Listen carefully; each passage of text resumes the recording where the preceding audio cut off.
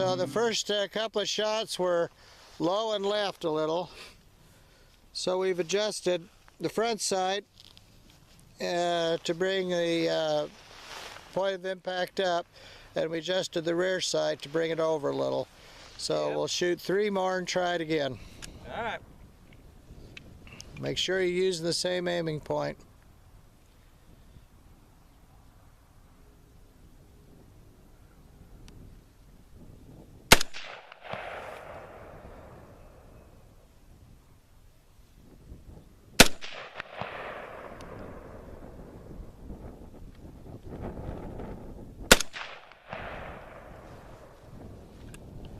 All right. Guess we'll check it out.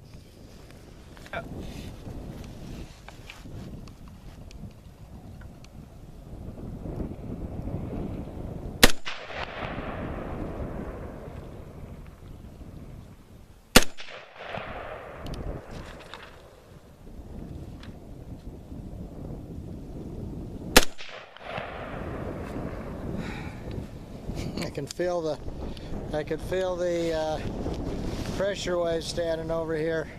Yeah. Well.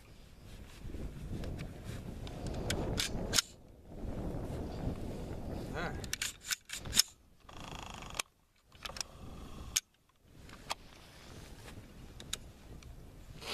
All right.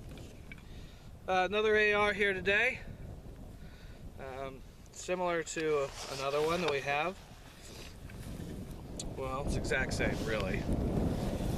But this is Palmetto State Armory. It's a PA-15 multi. So this is kind of their platform that you see all over their websites with the separate lower and the upper. I bought this in 2 pieces. The assembled lower with the mag pull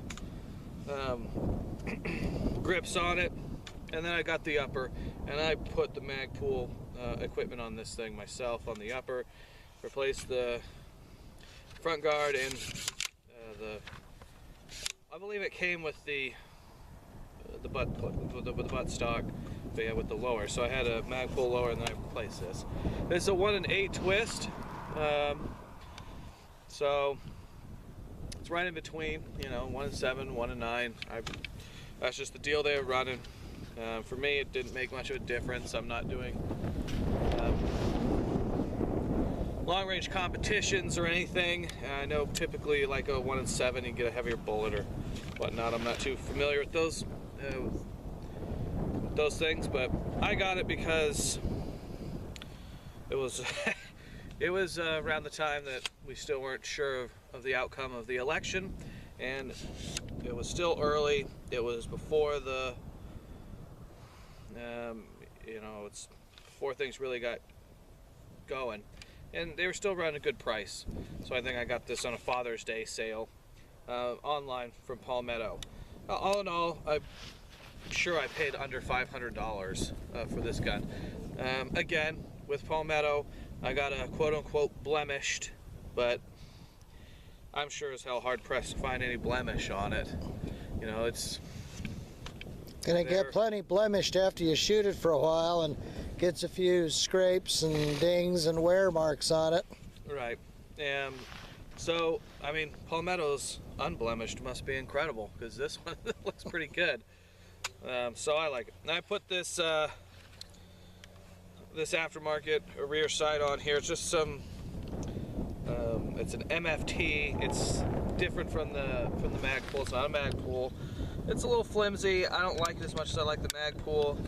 It pops up differently, which means you slide this forward and then it the sight pops up, but then it's kind of in the way. So if you have equipment on the front, you need a larger base to utilize the equipment, or you need a larger base for your backup sight, open sight, if you're gonna have an optic on it.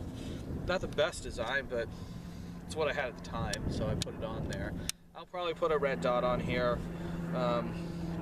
Maybe not. I'm probably gonna take the red dot off my Smith & Wesson, put it on here, and then keep that one a dedicated open iron sights. So there goes the NSA flying over us. yeah, they've been flying around. CIA, NSA, Homeland Security. Yep. So this one has the full auto bolt in it, a little heavier bolt. Does it make much of a difference? I don't know, but it's one of those fancy features that people like to put on them. So that's what it came with this upper when I bought it. So great, cool. You know, get the heavier bolt, and then I replaced the rear locking ring here, and I got a double ring for a single point sling, or for a double sling if I got still the sling attachment up here. And I put this Daniel Defense front foregrip on here. I never used to be a fan of these, but more and more I'm out shooting ARs. I like the thing. It is just a little more handy, a little easier to wield. Gives you a little more pivoting options. Typically, you know, my hand will move its way up here, and then, you know, a configuration of the two. Obviously, it's great for manipulating a flashlight if you have on the side. So it's good. And I only paid like $2 a piece for these on Brownells. So $2 for that front hand grip? Yeah, from Daniel Defense on Brownells. So it was a hell of a deal. So I bought 2 of them. And I had this one. $2? Yeah, $2. Yeah, I paid more for shipping, I think. So it was a good deal. And I didn't have this rifle at the time, but I thought, well, I'll just buy a couple of them, because knowing myself, I knew I'd eventually pick up another AR. So, and sure as heck I did. So, you know, it's fun. I like these. These triggers in these things, they're a little stiff. Now, this gun isn't broken in. It's only got, hell, maybe 100 rounds through it. So I'll give them the benefit of the doubt. This trigger's not worn in. And nothing in it is really worn in yet. It's still got all the finish on it. None of the burrs have really been, you know, polished out through use and wear. So we'll give it the benefit of the doubt. It's really stiff. It's kind of stiff, though. It's got a really short take up. I mean, it's right there ready to fire. There is no real movement on that trigger. Just a teeny little bit. And it goes. But, and the reset's super, excuse me, the reset's super short on it too, but it's just a little heavy. But that being said, like I said, it probably needs to be worn in. But let's give it some shots and see how it goes. I've not sighted this thing in, so part of this, what we're doing today is sighting it in. All right. Okay.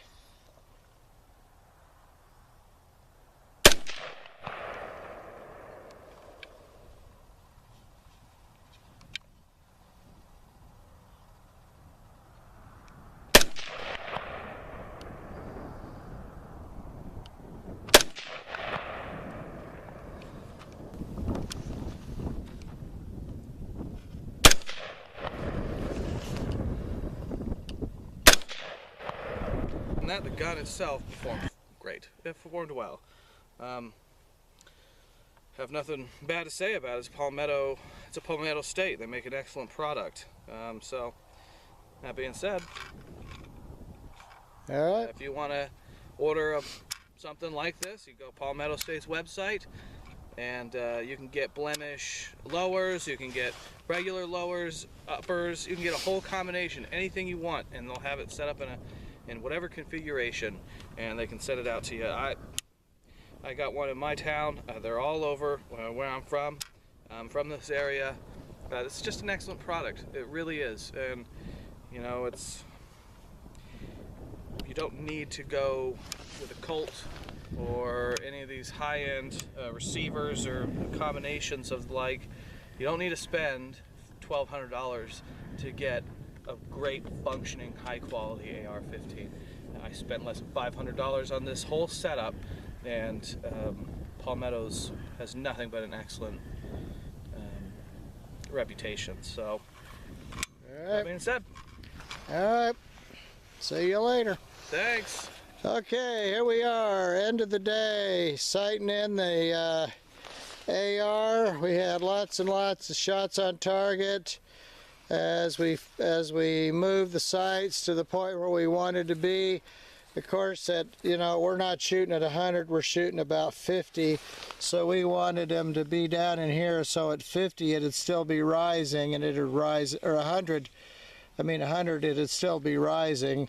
The bullet would still be rising, so we were pretty satisfied that by the end we were all consistently down in here, so that at 100 yards it'll rise up into here, and we'll be up there in the hard area here at 100 yards. These were some that we were trying at the head, so we were aiming here, and they dropped to here, but at 100 yards, of course, they would also be here, because of course the bullet is on a trajectory, and from it leaves the muzzle, it's climbing till it hits the highest point, and hopefully at the highest point that'd be whatever it's sighted to, 200 yards, 300 yards, whatever, and then it starts to drop again. So as it's rising, of course, they're going to be lower. So if you wanted to be able to get an accurate shot at distance, you do want it to drop a little into here, so that at distance it'll drop here where you want it. So that's not bad. As you can see, windage is good, and the elevation, we finally managed to get it up, to where we wanted it to be. So I think we're going to set this AR in and call it good. And we're not doing a lot of 100, 200, 300 yard shooting. Most of the shooting we do is 50 to 100 yards. So that looks pretty good, and that's the Palmetto State Armory rifle, and is certainly combat accurate, and from close in right up to over 100 yards. So that we recommend it. So we'll see you later.